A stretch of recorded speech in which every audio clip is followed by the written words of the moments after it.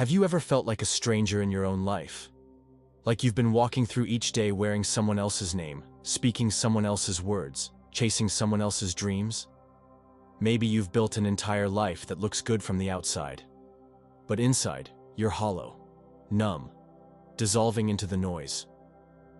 We don't talk about this often.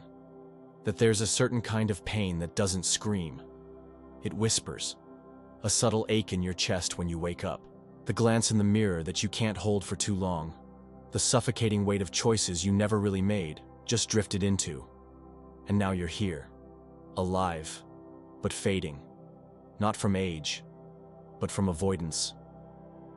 Jean-Paul Sartre once said, "Man is nothing else but what he makes of himself." And maybe that's what terrifies us most. Not that life is meaningless, but that it's entirely up to us to give it meaning. That no one is coming to rescue us. That there's no script, no divine blueprint, just us, staring into the blank page of existence with trembling hands and the weight of freedom pressing on our lungs. Because freedom isn't just beautiful, it's brutal. It demands we choose. It demands we confront the terrifying reality that we are the authors of our lives. Every delay, every silence, every compromise, those are choices too. And the price of not choosing? It's far more terrifying than failure. It's disappearance. It's fading into the background of your own story. We run from this truth. We drown it in distractions. We pretend we don't know what we want, so we never have to face the fear of failing to get it. We let others decide for us, partners, parents, bosses, society, so that when it all crumbles, we can say, "It wasn't me." But it always was. You feel that, don't you? That quiet agony of potential rotting inside you? The unbearable question, what if I never become who I was supposed to be? And even worse, what if there is no supposed to be? What if it's all on me? And here's the hardest truth of all. That's freedom. That's what Sartre meant. You are nothing but what you choose to become. You are not your past, not your trauma, not your failures, not your fears. You are only what you do with all of it. That means your pain. It's not your identity. It's your material. Your fear, it's not your limit. It's your starting point. But until you choose, until you decide who you will become, you're a ghost in your own life. You feel lost because you haven't committed to the act of creating yourself. Not fully, not brutally, not with the kind of relentless honesty that breaks you open. That kind of choice? It hurts, because it burns away the excuses. It exposes how much of your suffering has been self-authored, but it also sets you free. We think we're avoiding pain by staying where it's safe, in the job that numbs us, in the relationship that doesn't ignite us, in the identity we outgrew years ago. But the truth is, stagnation is pain in disguise, and it's far more corrosive. It doesn't break you open.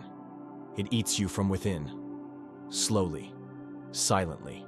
The longer you wait to choose, the harder it becomes to remember who you are beneath all the pretending. Because every moment you refuse to choose yourself, a part of you disappears. Not all at once. That would be merciful. No, it vanishes piece by piece. The laugh that once echoed, the conviction in your voice, the dreams you no longer speak out loud. Sartre didn't sugarcoat it. Freedom isn't comfort, it's responsibility. And responsibility doesn't ask for permission to hurt. It shows you what you've wasted. It holds a mirror to your cowardice. It exposes the ways you've betrayed yourself, quietly, methodically, over years of silence. But it also offers something holy. The chance to begin again. The past doesn't own you. It only defines you if you cling to it. The real question is, will you own your freedom? Or will you keep running, hoping someone else will carry the unbearable weight of your becoming? You don't need more time. You need to decide. Decide who you are. Decide what you believe. Decide what you're willing to suffer for. Because suffering is inevitable, but meaningless suffering is optional. Meaning comes from owning your pain, directing it, turning it into something that matters. You are not your indecision. You are not the opinion of the crowd. You are not your worst moment. You are not the dream you abandoned. You are what you do now, what you choose now, what you create in the face of fear, knowing no one else will do it for you. Somewhere deep in your chest, you already know the life that's calling you. You've buried it under layers of what-ifs and maybe laters. But it's still there, pulsing, whispering, waiting, not for permission, for action. And yes, you'll lose things when you choose yourself. People may not understand. Comfort will die. Illusions will collapse. But in that collapse, you'll find something far more powerful than comfort. Clarity, integrity, the quiet peace of not running anymore. Let me ask you something directly. Are you still running? From the voice that won't stop screaming in your silence? From the ache that no distraction seems to cure? From the truth that if you don't decide soon, you'll disappear into a life that was never yours? You feel that? That tightening in your chest right now? That's the sound of truth knocking. Let it in. You don't need to be ready. You just need to be honest. Honest about what you want. Honest about what you're afraid of. Honest about how long you've been hiding. When you finally stand still, when you stop running, the fear doesn't vanish, but it loses its power. Because it's no longer dragging you. You're facing it. The choice is still yours. It always was. But freedom, real freedom, isn't found in escape. It's found in confrontation. The kind that burns your illusions to the ground and leaves you standing in the ashes of who you thought you had to be. That's where the real self begins. Not in ease, not in certainty, but in the trembling courage to say, I will not live like this anymore. There's a weight to every choice you've avoided, a cost to every truth you've silenced. And the longer you delay, the heavier it becomes. You carry it in your shoulders, in your fatigue, in your eyes that struggle to meet the mirror. You know you were meant for more, not in the arrogant, shallow way of inflated ego, but in the sacred way of someone who hasn't yet honored the soul they've been given. Man is nothing else but what he makes of himself. Sartre's words don't give you permission. They assign you a burden. You are the sculptor and the stone, the path and the steps, the question and the answer. No one is coming to define you, and no one is qualified. This is your life, and you either make it or you surrender it to the noise. But be warned, the world will reward your silence. It will applaud your conformity. It will hand you medals for playing small, as long as you don't threaten its comfort with your truth. But inside, the applause will echo in a hollow room, because deep down, you'll know. You betrayed something sacred just to be accepted by those who never saw you. Do you feel it now? That war inside you? The pull between safety and authenticity? That isn't just anxiety. That's your soul trying to breathe, trying to break through the layers of fear you've built like armor. But armor, no matter how polished, always becomes a prison. Somewhere along the way, you were taught that who you really are wasn't good enough. So you hid it. You twisted yourself into someone acceptable, pleasing, quiet. And it worked. For a while. But now, that mask is suffocating you. You've smiled too long for cameras and strangers, while dying slowly behind your eyes. This isn't just about choosing a job or a partner or a path. It's about choosing to exist fully, to show up with your wounds visible, to speak even when your voice shakes, to walk away from what drains you, even when it terrifies you. This is about becoming real, which is the most painful and most beautiful thing a human being can do. You might feel broken, but maybe what's breaking isn't you. Maybe it's the lie you've been living, and that's a gift. Because once the lie shatters, the truth can finally rise. You can rebuild, not who they want, but who you are. So tell me, what have you been running from? What have you buried so deep that you almost forgot it was yours? And more importantly, who could you become if you stopped pretending? You don't need to have it all figured out. You just need to stop betraying your knowing. You know what needs to change. You know what's no longer serving you. You know who you could be if you stopped shrinking. You don't owe the world a version of yourself that keeps others comfortable. You owe yourself the truth. Even if that truth sets fire to everything you once clung to.